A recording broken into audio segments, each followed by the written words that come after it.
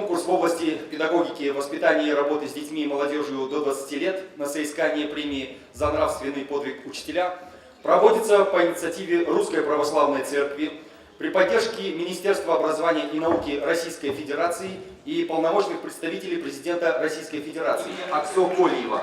Республика Северная Осетия, Алания, город Владикавказ.